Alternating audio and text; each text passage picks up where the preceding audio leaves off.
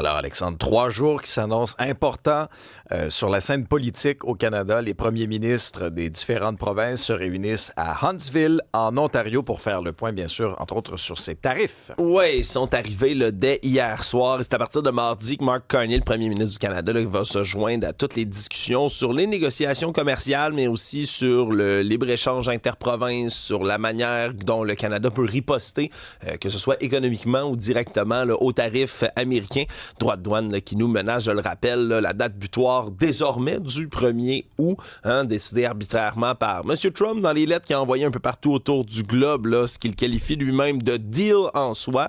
Eh bien, il faut continuer de négocier. Et là, ce qui est assez spécial, c'est que Howard Lutnick, qui est le secrétaire américain au commerce, lui a émis publiquement des hypothèses selon lesquelles c'était pas terminé le libre-échange entre le Canada et les États-Unis. Là. Et de qualifier le libre-échange de mort, ce serait stupide, pour le paraphraser. Et il, lui, maintient que, pour l'instant, effectivement, il va y avoir des droits de douane contre le Canada, que c'est un peu inévitable, comme l'avait affirmé Mark Carney la semaine dernière, mais qu'il y a quand même toutes sortes de produits qui sont toujours exemptés là, par l'accord Canada-États-Unis-Mexique. Hein. L'AECUM, l'ACEUM plutôt, qui exempte à peu près 75% jusqu'à 79% selon certains chiffres des importations là, américaines qui proviennent d'ici. Donc, on se comprend, il n'y a pas des droits de douane sur tout pour l'instant, mais il y a quand même des négociations de fond qui doivent se tenir, là, particulièrement sur l'acier, sur l'aluminium, sur le cuivre. Il y a des industries qui vont avoir des graves problèmes là, dans les prochains mois si jamais il n'y a pas de changement de ces côtés-là. Il va y avoir également là, toutes sortes de discussions par rapport au projet de loi, le C5, qu'on veut utiliser pour accélérer les projets là, dans l'intérêt national du côté de M. Carney et qui, eux, sont directement, si on veut, en opposition avec certains droits ancestraux des Premières Nations là, au Canada, parce qu'on pourrait, avec ce projet de loi-là, faire fi de certains droits acquis autochtones si on veut avoir des projets qui se réalisent plus rapidement. Il va y avoir donc toutes sortes de négociations. Là. Aujourd'hui, c'est la première journée de la réunion qui se consacre de presque exclusivement aux discussions avec des dirigeants autochtones d'un peu partout au pays. Il va être intéressant de suivre tout ça. C'est pas mal de dossiers, Alex, là, qui se brassent en même temps du côté et des gouvernements provinciaux et du gouvernement Carney. Il va falloir qu'il y ait, politiquement, pour M. Carney, on s'entend, des résultats là, de ces discussions-là, qu'on puisse annoncer quelque chose, qu'on puisse au moins essayer d'exprimer au public qu'il y ait du changement quelconque, parce que pour l'instant, la réplique canadienne, on la sent pas forte, là. Je vous rappellerai un peu ce que Mark Carney a commencé à faire, puis ça, c'est un truc politique vieux comme le monde, c'est-à-dire réduire les attentes. Souvenez-vous de certaines déclarations du premier ministre PDG qui a commencé à dire « peut-être qu'il va en avoir encore des tarifs. Quelle ampleur, on le sait pas. Mais est-ce que ça deviendra la nouvelle normalité d'avoir un certain pourcentage? Est-ce que c'est un 10 Est-ce que c'est un 15 Mais il a déjà commencé à diminuer les attentes. Tu nous parlais de la date butoir du 1er août. Moi, je vais juste vous rappeler qu'on avait fixé une autre date butoir après le sommet du G7 à Kananaskis. Et c'était le 21 juillet. Je regarde mon téléphone sur aujourd'hui, c'est le 21 juillet. Or, il se passe absolument rien. On n'a pas annoncé, en tout cas, à moins d'avis contraire, la journée est encore jeune, mais on n'a pas annoncé là, de deal. Là, on s'était donné un mois pour se donner une chance à la négociation avec les Américains. Or, un mois plus tard, des résultats, il n'y en a pas. Avez-vous remarqué à quel point on n'entend plus le fédéral? On n'entend plus, exemple, là, les Dominique Leblanc, les Mélanie Joly, les François-Philippe Champagne, on les entend plus. On les demande en entrevue. On les demande en entrevue, puis ils viennent pas. Mélanie Joly, il faut dire, ça fait des mois et des mois. Là, ça fait un bout, honnêtement, j'ai lâché prise, là. Mais ça fait des mois, des semaines qu'on essaie de l'avoir ici à Cube. On n'est pas capable. Ils disent qu'ils discutent derrière les portes closes et que c'est en privé que ça se fait, les négociations. Et ça, oui, tu fais bien de le souligner. Il y a, je crois, en tout cas, c'est mon interprétation, aussi une centralisation des communications. C'est-à-dire que là, le seul qu'on entend parler, et très brièvement là-dessus, c'est le boss. C'est le premier ministre, c'est Mark Carney. Ça passe énormément par lui. Entre autres, c'était le cas la semaine dernière, lorsqu'il y a eu ce Conseil des ministres spécial là, pour se pencher notamment sur les tarifs. Alors, est-ce qu'il y a quelque chose qui ressortira de ce 3 jours de rencontre en Ontario? On verra bien. Mais c'est sûr que quand Mark Carney se fait élire, puis c'est son argument numéro 1 là, de la dernière campagne électorale, rappelez-vous, sur « Je suis l'adulte dans la pièce, je suis la bonne personne pour dealer avec le Donald » et qu'on a si peu de résultats, après nous avoir vraiment claironné là, en grande pompe là, certaines dates butoirs cruciales. Le danger pour Mark Carney, c'est qu'il perde un peu de sa superbe, là. Un petit peu de son aura, parce que dans l'esprit de certains, ce gars-là, même s'il a un très beau CV et une belle carrière, j'en conviens, mais dans l'esprit de certains, ce gars-là, c'est le sauveur, là, puis qui marche sur l'eau.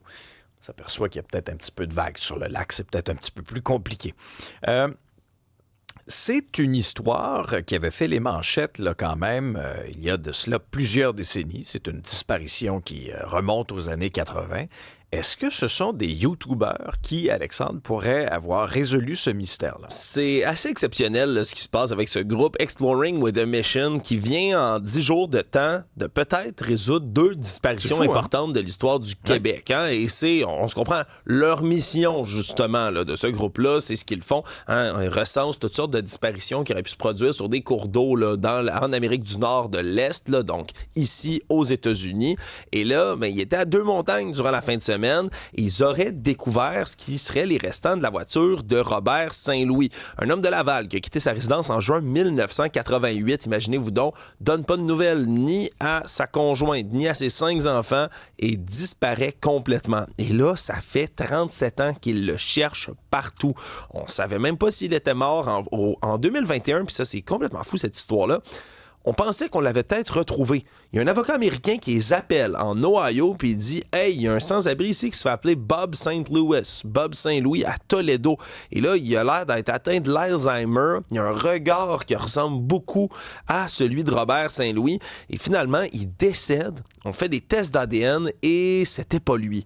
Où serait-il? Mais il serait plutôt directement là, dans la rivière des Mille-Îles et on aurait retrouvé pour l'instant son véhicule, une Cherokee Chief Beige, qui n'était pas un véhicule qui était excessivement populaire, qui avait des marques particulières dessus, ainsi que des ossements humains à l'intérieur. Donc on se comprend, on risque de mener des analyses sur les ossements en question pour être certain qu'il s'agit bel et bien de lui, qui se trouvait d'ailleurs dans un endroit là, à une 60aine de pieds dans la rivière des Mille-Îles, à côté d'une rampe à bateau. Et selon le groupe, il y a 3 véhicules en tout à cet endroit-là. Oui, il y en a d'autres des autos dans l'eau. Ouais, c'est assez fou, merci. Puis ils disent que selon leur expérience, les rampes à bateau, c'est un endroit où tu peux retrouver là, des véhicules.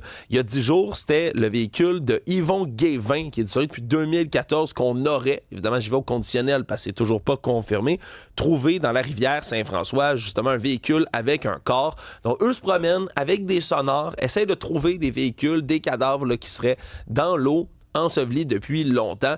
Je trouve ça spécial. À chaque fois qu'on essaie, on réussit à résoudre des disparitions, ben, c'est toujours un grand soulagement pour la famille, pour la curiosité de la société également. Puis dans ce cas-ci, ben, il y a un groupe qui semble avoir assez de succès avec sa méthode. Merci. Ouais. Autre histoire, transportons-nous aux États-Unis, une petite Québécoise de 9 ans qui a été retrouvée sans vie après justement le déclenchement d'une alerte Amber. Oui, peu après 22 heures samedi, la police de l'État de New York a reçu un appel du père de la fillette Mélina Fratolin, 9 ans. Son père, Luciano Fratolin, là, qui est un entrepreneur montréalais, qui finit par les contacter.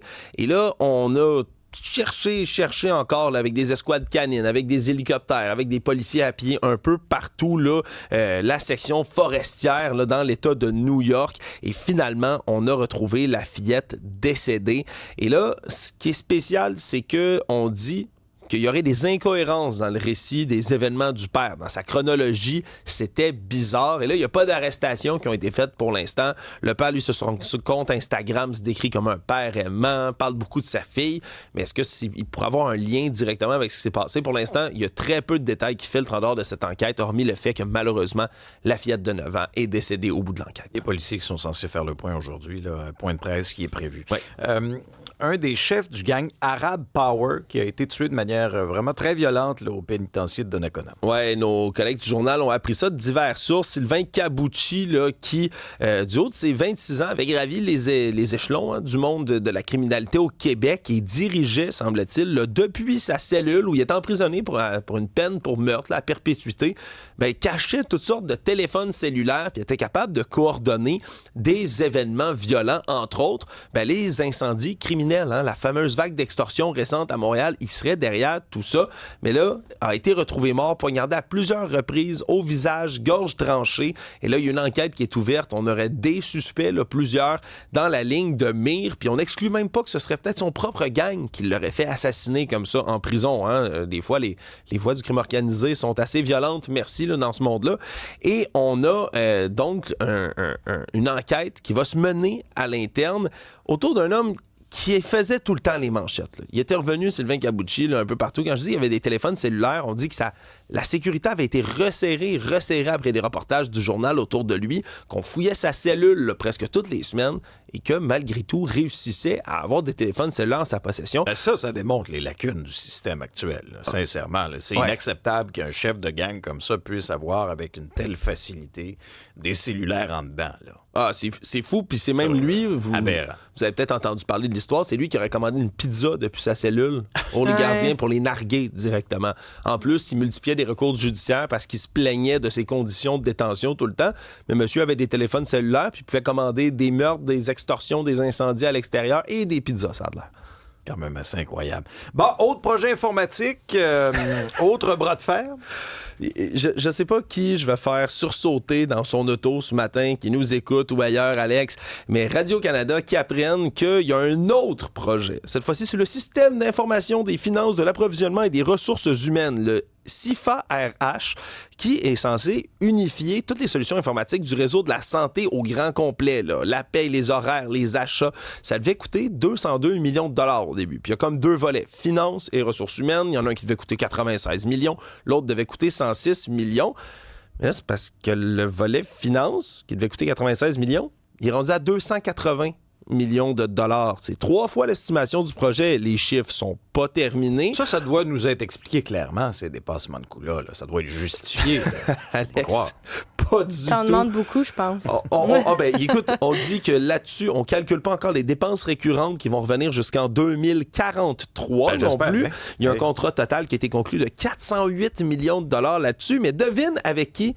La firme LGS, qui est une filiale d'IBM, qui est la même qui est impliquée dans le fiasco Saclic. Ça s'invente pas. On a encore fait appel à la même firme que dans un autre projet où tout a sauté. Et là, c'est du côté du volet ressources humaines du projet, parce que je vous parlais juste du côté finance. Côté ressources humaines, on sait rien. Toutes les soumissions qui ont été reçues sont non conformes. On ne sait pas combien de temps ça va prendre. On ne sait pas combien de temps ça va coûter. Il n'y a rien qui est expliqué. Rien du tout. Et là, on apprend que le ministère de la Cybersécurité du numérique a écrit à Santé Québec à la fin juin pour leur demander d'abandonner le projet sans délai. C'est les mots qu'on utilise. Et on apprend même qu'ils avaient déjà sollicité, là, au moins 2 fois, le ministère de la Santé d'arrêter ce projet-là dans le passé, quand c'était le ministère de la Santé et non pas Santé Québec qui le gérait, en disant « c'est tout de suite, ça déraille, ça dérape, on va dépasser d'à peu près partout. » Et on n'a pas écouté. Et là, ça a l'air que Santé Québec, eux, contestent et disent « non, on va de l'avant avec ce projet-là, on y va, on a commencé, on va le terminer. » Mais on ne sait pas à combien d'argent ça va se terminer. On ne sait pas quand ça va se terminer non plus, mais on a un nouveau projet comme ça, informatique, qui risque d'exploser au Québec. C'est pas Albert Einstein qui disait la folie, c'est de faire toujours la même chose et de s'attendre à un résultat différent. Oui, hein, de mémoire. Là, c'est une bonne citation, oui. C'est un peu ce à quoi on assiste, puis à chaque fois, je veux dire, les bras me tombent parce que tu te dis, OK, ce sont des gens qui sont payés pour gérer les finances publiques, donc ce qu'on envoie à chaque fois qu'on est payé en termes d'impôts. Et bien, à chaque fois, c'est ça. On prend les mêmes décisions et on espère avoir un résultat différent. Rappelle-moi le nom de ce projet-là, c'est CIFA-RH. CIFA. On aurait dû appeler ça siphonnat, parce que c'est un peu ce qui se passe. On nous siphonna notre argent. Et siphonnons les contribuables. Tu veux-tu sacrer, Alex? Et on n'enverra pas les résultats. Ça coûte 2 millions de dollars par mois, même si le projet avance à peine. D'ailleurs, le fournisseur, lui, reçoit 1,4 million pour maintenir le projet par mois. peu importe qu'il y ait livraison ou non de produits.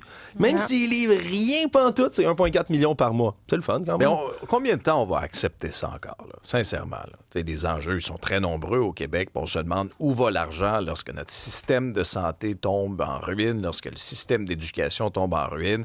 Je reviens sur certaines manchettes. Tu sais, la semaine passée, on vous parlait de Maisonneuve-Rosemont. Là. Ouais. Puis tout ce que ça va coûter là, juste pour maintenir certaines choses. Réalisez-vous à quel point on fait juste flusher dans les toilettes cet argent-là. Ah, on passe par en avant, là. On va le démolir, Maisonneuve-Rosemont. Alors, tu sais, plutôt que d'accélérer la construction, on va continuer de pomper de l'argent qu'on va complètement envoyer aux poubelles. Ça servira absolument à rien. Et c'est de cette façon-là. Alors ça, mettez ça sur la pile. On met ça sur la pile des dépenses qui sont complètement ridicules et risibles dans le gouvernement. Bon, là, c'est au fédéral. Plusieurs grosses entreprises manufacturières qui veulent poursuivre maintenant à Ottawa intentent une poursuite de plusieurs centaines de millions et c'est en lien avec les nouvelles règles sur les travailleurs étrangers. Oui, manufacturiers, exportateurs Québec qui se sont regroupés là, un peu partout. Là. On parlait également du côté de nos collègues du journal au PDG de Manac qui accusent tous Ottawa là, d'avoir voulu changer complètement les règles du jeu en restreignant le nombre de travailleurs étrangers temporaires qu'on peut avoir dans les entreprises un peu partout au pays, mais sans avoir de justification économique, sans avoir de solution de rechange non plus. Et là, les chiffres qui sont avancés par les manufacturiers puis les PME du Québec et du Canada mais sont assez massives. Merci. Là, ils parlent d'une saignée de 30% de leurs ventes si rien n'est fait. 25 millions de pertes potentielles sur 2 ans du côté de Manac, de la manière dont ils l'ont chiffré, en disant qu'ils ont absolument besoin de cette main-d'œuvre étrangère temporaire. Je trouvais ça intéressant ce que disait Charles Dutil, qui est justement le PDG de Manac, qui disait c'est parce qu'il n'y a pas des programmes là, pour recruter à l'extérieur là, puis faire venir des gens en Beauce, où se trouve l'entreprise en région, mais ça court pas les rues. Il dit, il n'y a pas 12 gars au métro Longueuil un matin qui attendent pour avoir un emploi manufacturier en Beauce. Il dit, pour les travailleurs étrangers temporaires, on les fait venir, on les fait travailler, ils payent des impôts, payent des taxes, puis ils sont immédiatement sur le marché du travail. Et là, c'est des entreprises, des PME de plus en plus qui pensent à déménager aux États-Unis ou cesser carrément leurs opérations s'il n'y a absolument rien qui est fait. J'ai hâte de voir quelles vont être les ramifications de tout ça, parce que le fédéral, comme tu le dis, est très discret en ce moment. Peu importe les questions qu'on leur pose, que ce soit du côté des droits de douane ou autres, est-ce qu'ils vont sortir pour réagir à tout ça? Parce que pour l'instant, là, on est rendu au point où on poursuit en justice le gouvernement tellement on est inquiet de la situation. Marianne, encore une fois, fraude avec l'intelligence artificielle. Et là, c'est notre collègue Isabelle Huot là, qui a été fraudée. Et encore une fois, les géants du web font pas grand-chose pour s'attaquer au problème. C'est à la une du Journal de Montréal ce matin. On parle de fraudeurs qui utilisent de plus en plus l'intelligence artificielle pour créer des fausses vidéos qu'on va publier sur Facebook en usurpant la voix, le visage de plusieurs experts de la santé bien connus au Québec, dont tu le fais mention. Isabelle Huot, docteur en nutrition, très connue dans l'œil du public, qu'on voit dans la plupart des médias québécois. Ce n'est pas tous les Québécois, les médias québécois depuis plusieurs années. Et veut pas, quand il y a une personnalité publique qui s'affiche à l'écran comme ça, qu'on voit souvent, qui est une professionnelle de la santé, il y a une certaine confiance entre le public et la personnalité qui se crée. Et là, quand ces personnes-là font l'objet d'une publicité, le public a tendance à croire parce qu'il se dit, ça fait des années que je la vois à la télévision, donc pourquoi est-ce que je ne la croirais pas? Et c'est le cas de Jocelyne Major de Saint-Jean-sur-Richelieu qui a témoigné dans l'article du journal. Elle a vu sur son fil Facebook une vidéo hyper truquée, donc du deepfake d'Isabelle Huot, qui a été créée par des escrocs grâce à l'intelligence artificielle. Et dans la vidéo, on peut voir une fausse Isabelle Huot qui est dans sa cuisine. Donc, on a reproduit la cuisine d'Isabelle, on a reproduit sa voix, son image, et elle vend des pilules amaigrissantes à gros prix, bien évidemment. Elle dit qu'elle y croyait, que c'était la vraie Isabelle Huot, qui vendait ces produits-là pour maigrir, mais quand ils lui ont demandé 299 $ sur Internet, elle s'est dit, attends un peu, c'est sûr que c'est une arnaque, donc par chance, elle a appelé à son bureau avant de payer et on lui a dit que c'était une fraude, donc elle s'est pas fait avoir. Faut savoir que le journal a obtenu plus d'une dizaine de témoignages de Québécois, comme Madame Major, qui sont également tombés dans le panneau. Isabelle Huot, elle dit recevoir tous les jours une vingtaine de ce type de messages-là. Il y a même un monsieur qui a récemment dit que qu'elle devait lui rembourser 400 $ parce qu'il n'avait jamais reçu le produit. Elle dit ça n'a aucun sens. J'ai jamais encouragé l'approche de prendre une pilule, encore moins de faire un régime pour perdre du poids. On a signalé à Meta, la maison mère de Facebook, les publicités frauduleuses, mais ça réapparaît quelques jours plus tard. Et là, il y a d'autres personnes du domaine de la santé qui sont ciblées par ces escrocs-là, dont le docteur François Marquis, avec qui on parle aussi très récemment, très fréquemment dans les médias. Sur Facebook, on voit un faux docteur Marquis qui vend une cure miracle contre l'arthrite. On peut même voir des fausses entrevues avec Céline Galipo, avec Annie Soleil-Proto. Donc, il est rendu à plusieurs plaintes qu'il a faites aux policiers de Montréal qui peuvent juste rien faire. Ils peuvent rien faire. C'est orchestré à l'étranger. Ouais. Il y a plusieurs appels, plusieurs courriels qu'il reçoit. Il a alerté le Collège des médecins du Québec. Parce que les médecins, ils peuvent pas utiliser leur titre professionnel pour promouvoir des produits commerciaux. Puis je rappelle, évidemment, la maison mère de Facebook, Meta, a refusé de commenter ces deepfakes qui ont été publiés. Et il y a aussi, on se rappelle, Marie-Claude Barrette, animatrice, qui a déposé en 2024 une demande de recours collectif contre Meta au nom de plusieurs personnalités publiques, parce que on parle Marie-Claude Barrette, Eve-Marie Lortie, Normand Brathwaite, Nathalie Simard, Pierre-Olivier Zappa. On peut les nommer encore et encore. Ce sont des personnalités publiques qui se font usurper leur identité à cause de l'intelligence artificielle, et c'est vraiment un fléau. Il y a plusieurs personnes qui sont tombées dans le panneau. Et toi, Alexandre, tu t'étais penché là-dessus avec ton balado. Oui, j'avais deux épisodes de mon balado. Ce n'est qu'une théorie là-dessus, sur les risques réels et faux de l'intelligence artificielle, de quoi il faut s'inquiéter, de quoi il faut moins être stressé. Et ça, c'est un des vrais dangers réels. J'avais parlé à des gens justement qui s'étaient fait frauder autour de tout ça. C'est ultra réaliste, mais c'est d'où le réflexe à développer lorsqu'on est en ligne de vérifier et contre-vérifier ce qu'on regarde. À chaque fois que vous voyez 100%. Une information, fouillez-la, googlez-la, allez voir si vous pouvez la regarder ailleurs. Parce que, pour vrai, il n'y a pas vraiment de personnalité québécoise connue qui se met à vendre des pilules amaigrissantes. C'est niaiseux, là, mais si vous voyez ça, doutez tout de suite. Allez vérifier sur la page officielle de cette personne-là.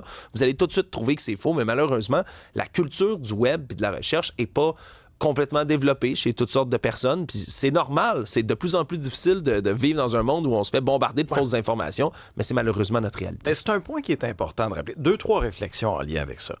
La première, c'est soyez vigilants.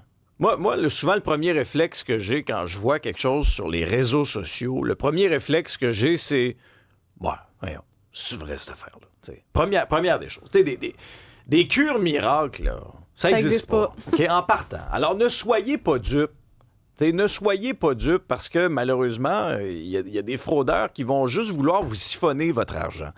Deuxième point, c'est fascinant de voir de nos jours, en 2025, la facilité que les crosseurs ont à imaginer toutes sortes de fraudes et à quel point leur travail est facilité par les technologies, par l'intelligence artificielle notamment.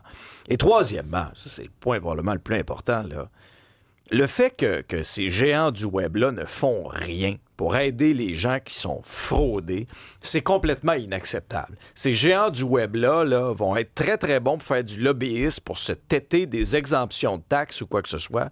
Mais quand vient le temps d'aider des gens qui sont victimes de fraude, qui se font frauder, c'est drôle, là, ils sont aux abonnés absents. Pourquoi vous pensez? Parce que ce soit une fraude, que ce soit une publication, tout ce qui compte, c'est les clics. Et le cash que ces clics-là génèrent. Alors, peu importe si c'est positif, négatif, si c'est une fraude, si vous vous faites voler, dans leur esprit, visiblement, là, selon ce qu'on peut en croire, d'où leur silence et le fait qu'ils sont abonnés absents complètement lorsqu'on a besoin d'eux, ben voilà, hein? Il est possible de croire pour nous de soulever cette hypothèse-là. Coudon, y a-tu juste l'argent qui compte dans leur esprit?